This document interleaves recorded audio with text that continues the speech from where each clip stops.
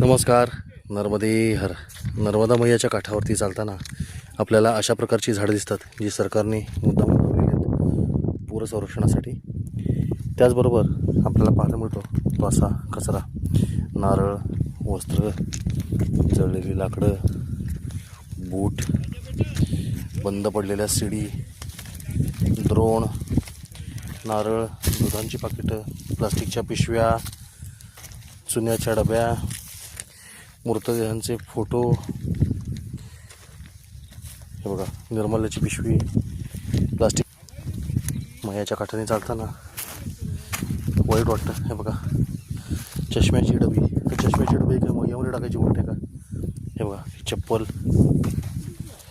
हे कपडे, T shirt.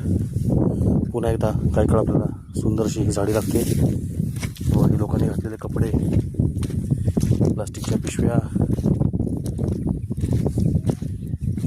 जळलेली लाकडं, नारळ, उदबत्तीच्या पिशव्या, हे तुम्ही पूजा केलेल्या टोपल्या, पुडकी 5-5 रुपयाची, देवाची वस्त्र, नारळ, पाण्याच्या बाटल्या, चप्पल, मृतदेहांचे फोटो, मृतात्म्यांचे फोटो.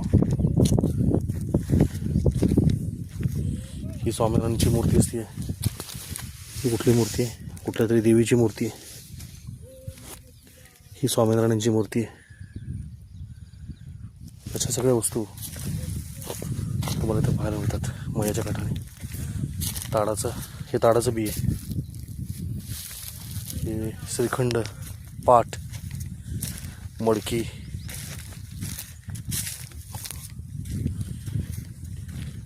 खरं सांगू, मैया इतकी सुंदर आहे ना, तिला आपण का अशी दूषित करतो हे मला अजूनही न उलगडलेलं पुढे. ही कुठल्या प्रकारची भक्ती आहे की ज्याच्यामध्ये तुम्ही स्वतःच्या घरातली घाण, कचरा किंवा नको असलेल्या गोष्टी अशा पद्धतीनं मैयामध्ये आणून टाकताय. हे बघा आता हे तुमच्या घरात नको असलेले फोटो, याचं मैयाला काय करायचं, पण तुम्ही ते मैयामध्ये टाकताय. हे बघा कुत्र्याचा फोटो, स्वर्गीय जॅकी.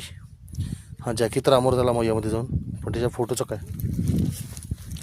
हे बघा, नका असं करू. मैया अतिशय सुंदर आहे, तिला सुंदरच राहू द्या. हे बघा सुंदरसं पात्र आहे. एक तपस्वी गेल्या अनेक तास मैयामध्ये बसलेले आहेत तप करत, आणि तिथं दोघंजण मगर येऊ नये म्हणून त्या मगरीची वाट बघत बसलेत. करायला